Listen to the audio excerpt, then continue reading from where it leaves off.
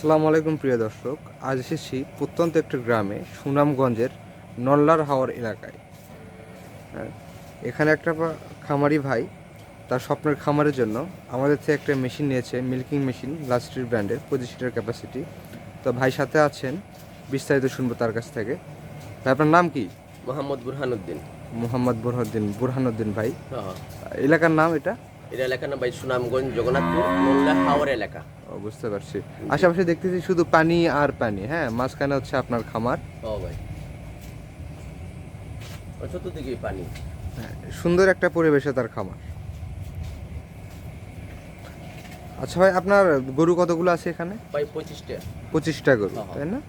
Per day কত litre দুধ দেয় সব সব গরু ভাই মিলে? প্রায় 180 থেকে 200 লিটার। 200 লিটার।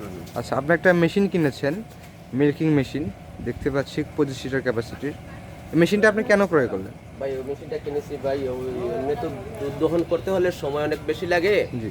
মানে সময় কম লাগবে বলে মানে মেশিনটা নিয়ে এনেছি আর গাবিগুলো ভালো থাকবে। আচ্ছা, গাভী ভালো থাকবে, সময় কম লাগবে, সময় কম তাড়াতাড়ি লাগবে, কাজ হ্যাঁ, করা দুধ যাবে কম এবং লাগবে। লোকবলও কম লাগবে। হ্যাঁ, ঠিক এটার আছে জন্য ভাই। আচ্ছা ভাই।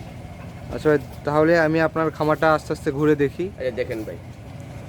আচ্ছা ভাই, আপনি যে মেশিনটা নিয়েছেন, আপনি দুধ দহন করলেন নিজেই, তাই মেশিনটা চালানো সহজ না কঠিন? মেশিন চালানি সহজ। দুধ দহনটা হচ্ছে আপনার গরুর উপর নির্ভর করে। গরু যদি ভালো দেয় তাহলে দুধ দিতে মানে অসুবিধা আস্তে আস্তে অভ্যাস হলেই গরু দুধ দেওয়া শুরু সময় করে। লাগবে। এবং দুধ কি পরিমাণ মতো যা সবগুলো আসে নাকি কিছু কম আসে? ফার্স্টে নতুন করে হিসাবে আপনার কম আসবে, আর তারপরে আস্তে আস্তে অভ্যাস হলে হয়তো পুরো আসবে। আমি তো নতুন মেশিন নিচ্ছি। তার মানে যারা মেশিন নিতে যাচ্ছে লাস্ট্রির ব্র্যান্ডের, আপনি তাদেরকে কি সাজেশন করবেন? মেশিন নেবে কি নেবেন? নিবে, অসুবিধা নেই, ভালো হবে। মেশিন সবচেয়ে আপনার জানা মতো আপনি তো চায়না মেশিনও ইউজ করছেন, 10 লিটার, তারপরে হচ্ছে আপনার মিলাস্ট্রি এখন ইউজ করতেছেন। আপনার কাছে বেস্ট কোনটা মনে হচ্ছে?